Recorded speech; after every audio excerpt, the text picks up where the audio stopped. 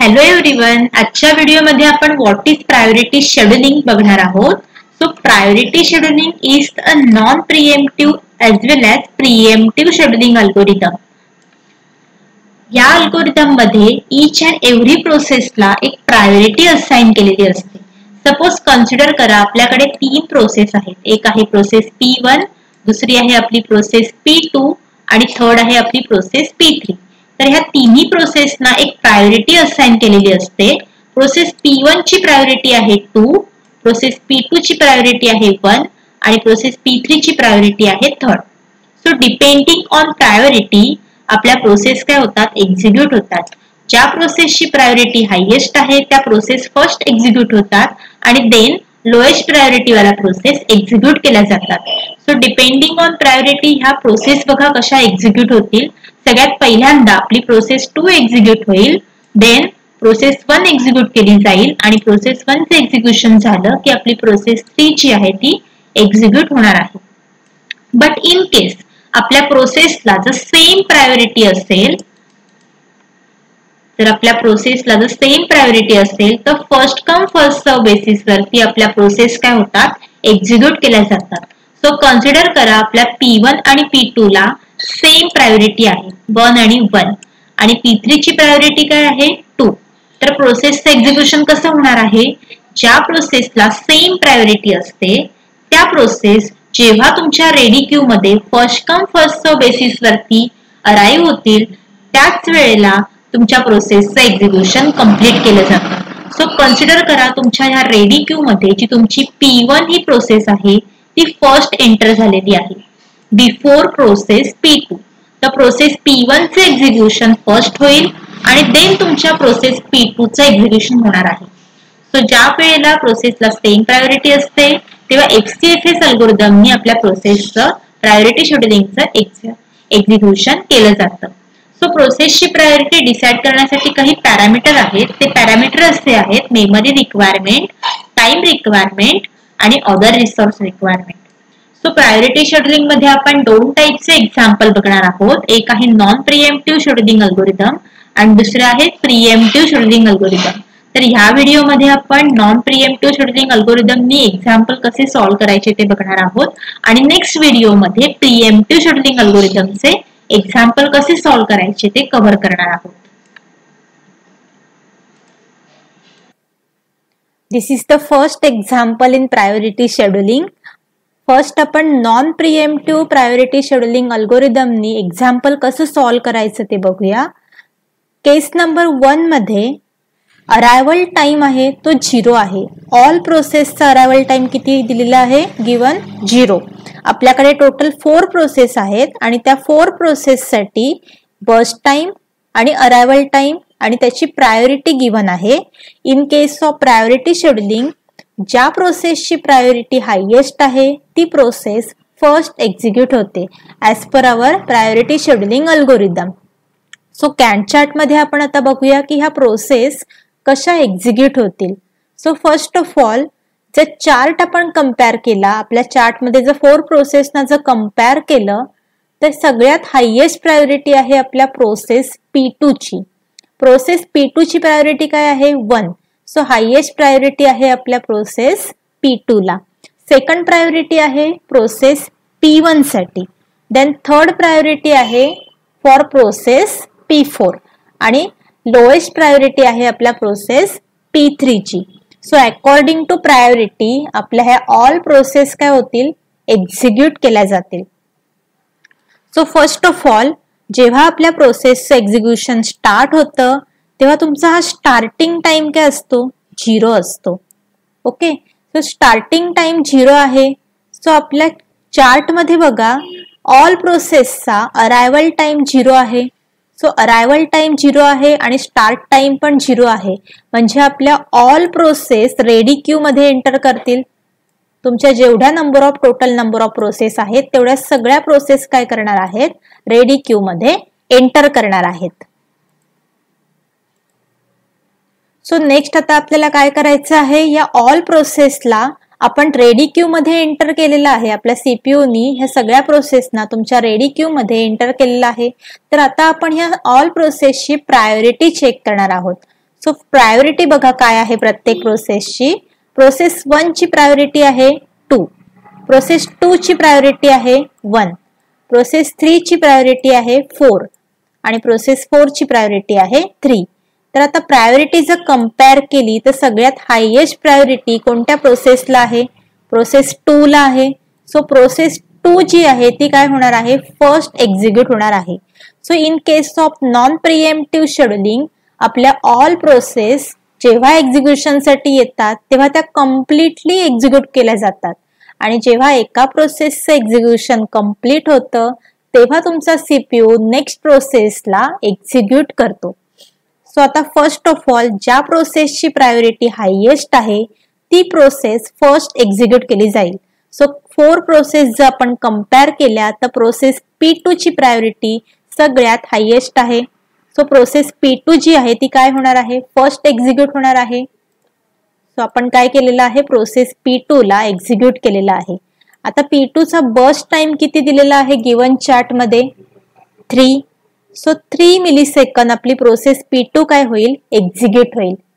आता arrival time 0 असल्यामुळे all process ready queue मध्ये आलेले आहेत आणि एका प्रोसेसचं एक्झिक्युशन कंप्लीट झालेलं आहे. जेव्हा तुमची P2 प्रोसेस एक्झिक्यूट कंप्लीट होईल तेव्हा सीपीयू तिला काय करेल? युझिंग मीडियम टर्म शेड्यूलर आपल्या प्रोसेसला रिमूव्ह करेल P2 या प्रोसेसला आणि मग रिमेनिंग कोणत्या प्रोसेस राहतात? प्रोसेस P1, प्रोसेस P3 आणि प्रोसेस P4. तर अगेन ह्या 3 प्रोसेस मध्ये कंपॅरिझन केलं जाईल की कोणाची प्रायोरिटी हायेस्ट आहे. तर प्रोसेस P1, P3 आणि P4 मध्ये प्रोसेस P1 ची प्रायोरिटी हायेस्ट आहे. 1 नंतर प्रायोरिटी काय आहे? 2. कोणत्या प्रोसेसची आहे? प्रोसेस 1 ची आहे. तर प्रोसेस 2 नंतर आपण प्रोसेस 1 ला काय करणार? एक्झिक्यूट करणार आणि प्रोसेस 1 चा जो बर्स्ट टाइम आहे तो 21 आहे. सो 3 + 21 किती होतात? 24. सो 24 मिलीसेकंदला आपली प्रोसेस P1 काय होईल? एक्झिक्यूट होऊन कंप्लीट होईल. नेक्स्ट आहे आता आपली प्रोसेस 3 आणि प्रोसेस 4. या 2 प्रोसेस मध्ये कंपॅरिझन अगेन केलं जाईल.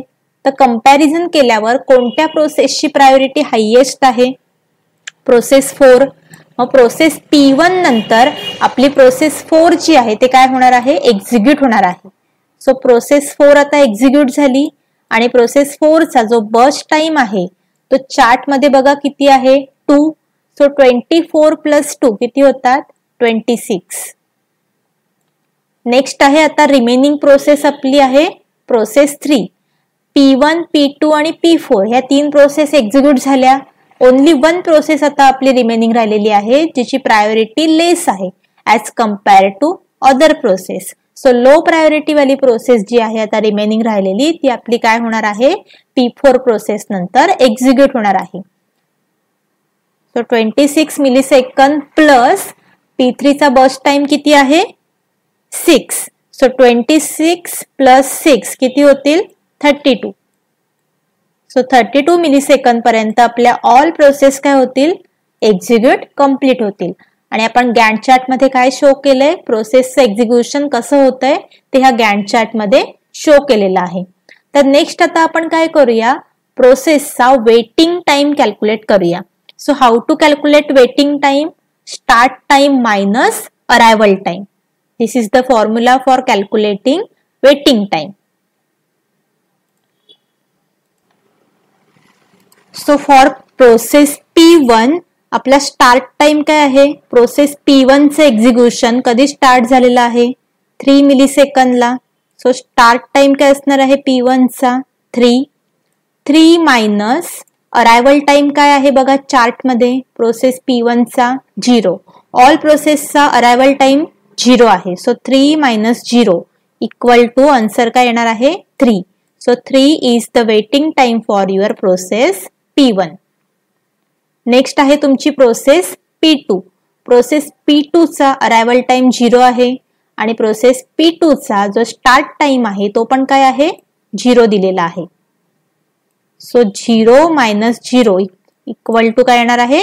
0.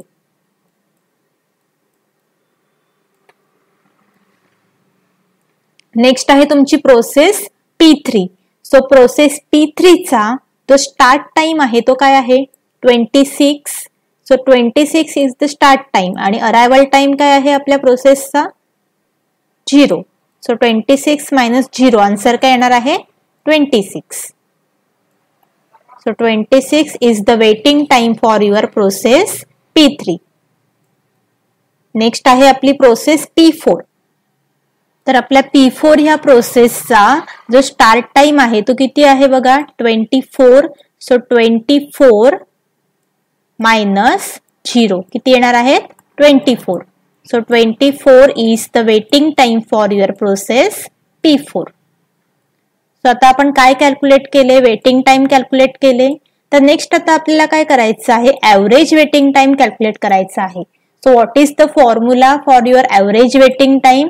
Average waiting time is equal to addition of all waiting time divided by total number of process. ठीक आहे.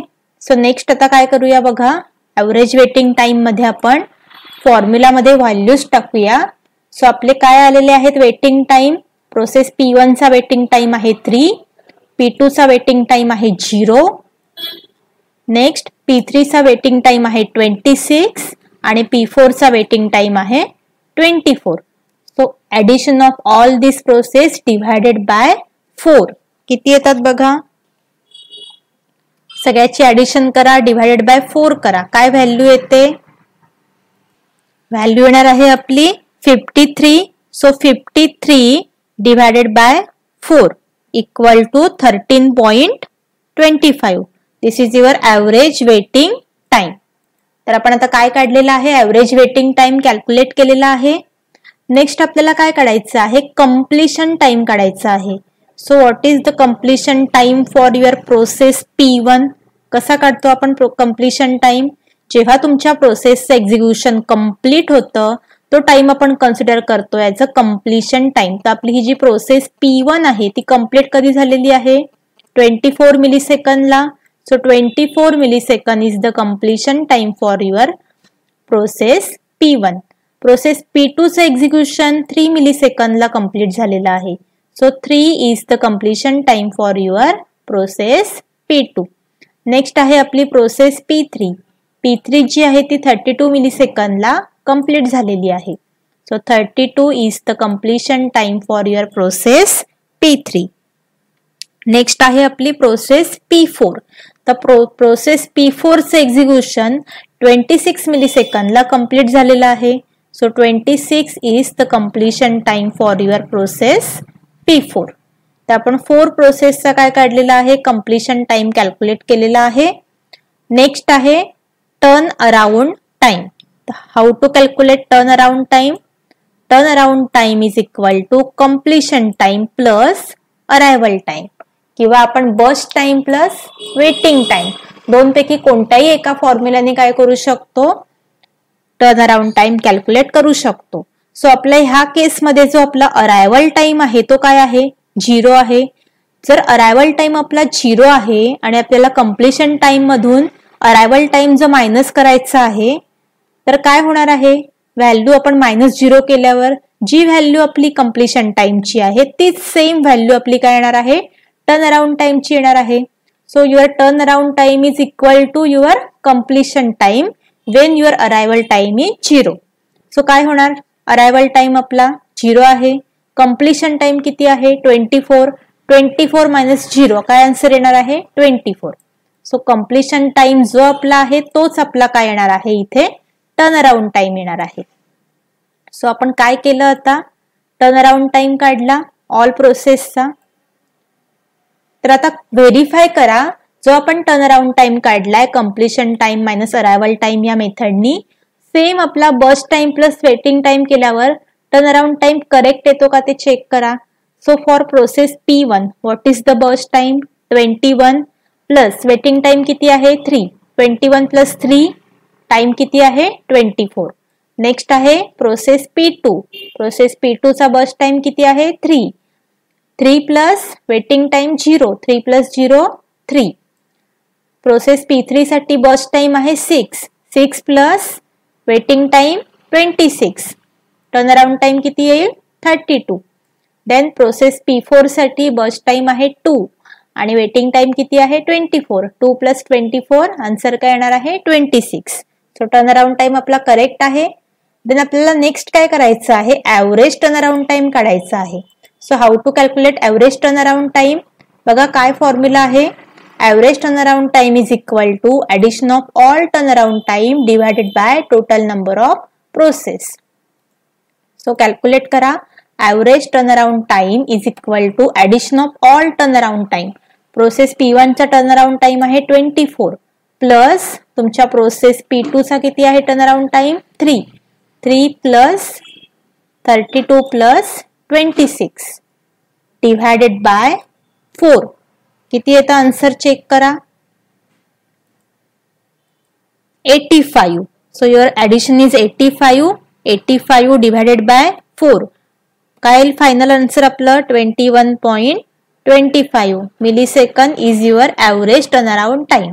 तर या एक्झाम्पल मध्ये आपण काय कॅल्क्युलेट केलं होतं, वेटिंग टाइम काढला, त्याच्यानंतर आपण कम्प्लिशन टाइम काढला, then turn around time calculate केला आणि नंतर ऍव्हरेज वेटिंग टाइम आणि ऍव्हरेज टर्न अराउंड टाइम हे दोन टाइम आपण काय केले कॅल्क्युलेट केले. सो इन दिस केस, ह्या केस नंबर 1 मध्ये आपण नॉन प्रिएम्प्टिव्ह शेड्युलिंगनी आपल्या प्रोसेस कशा एक्झिक्यूट होतात ते गॅन्ट चार्ट मध्ये शो केलं. आणि जेव्हा तुमचा अरायवल टाइम 0 असतो तेव्हा प्रोसेसचं एक्झिक्युशन कसं होईल ते ह्या गॅन्ट चार्ट मध्ये आपण शो केलं होतं.